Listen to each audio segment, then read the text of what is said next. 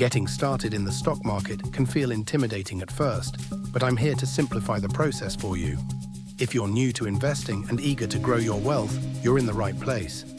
I'll guide you through the essential steps, share key recommendations, and help you feel confident about your investment journey. Let's go! Step 1. Secure some spare money. Before diving in, you need capital. Without some extra cash to invest, it's impossible to participate in the stock market. Borrowing money to invest, especially as a beginner, is a high-risk strategy that I don't recommend. But how much do you really need? Surprisingly, you can start with as little as $100. Starting small is perfectly fine, and in fact, it's a great way to learn without exposing yourself to significant risk. Remember, the money you invest should be funds you don't need in the short term. If you're saving for a big purchase like a house, keep that money out of the market. Think of stock investing as a long-term game. Give your money time to grow and generate returns. Step 2. Let's go! Open a brokerage account. Next, you'll need a brokerage account. This is essentially an online platform, like an app or website, where you can buy and sell stocks. Opening a brokerage account is as straightforward as opening a bank account. It's quick, free, and often comes with perks like sign-up bonuses or free stocks. Many brokerage platforms cater to beginners, offering user-friendly interfaces and no minimum deposit requirements. I'll share a list of my favorite platforms below to get you started. Let's go! Step 3. Fund your brokerage account. Once your brokerage account is set up, you'll need to deposit money into it. This is typically done by transferring funds from your bank account. Most platforms make this process seamless.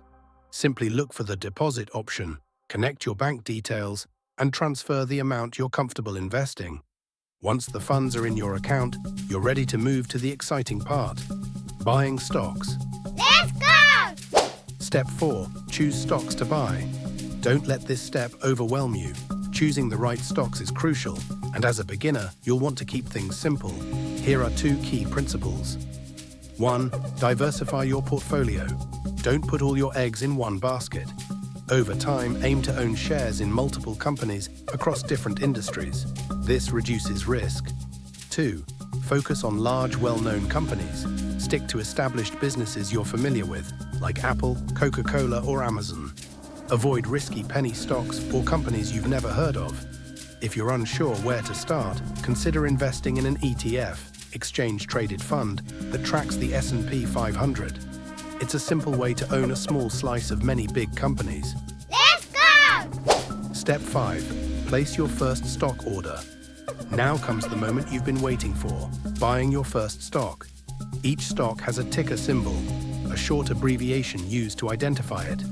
For example, Ford's ticker symbol is F.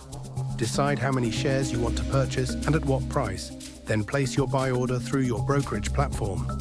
Once the transaction is complete, you'll officially own shares in that company. Let's go! Step 6. Know how to sell your stocks. Selling stocks is just as easy as buying them. Whenever you're ready, you can place a sell order for your shares. Ideally, you'll sell for a higher price than you paid, earning a profit.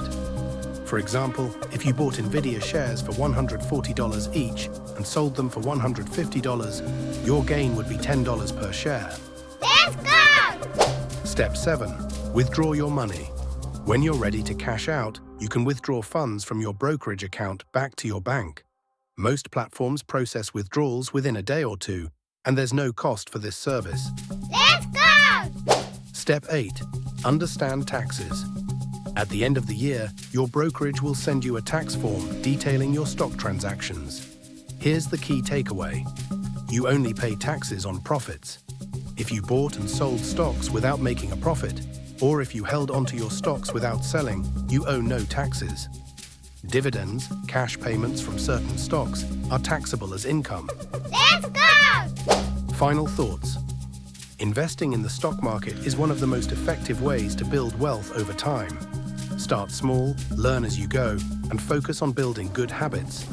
The earlier you start, the better. For more tips and in-depth tutorials, check out the helpful resources linked below. Don't forget to subscribe for more investing insights, and happy investing!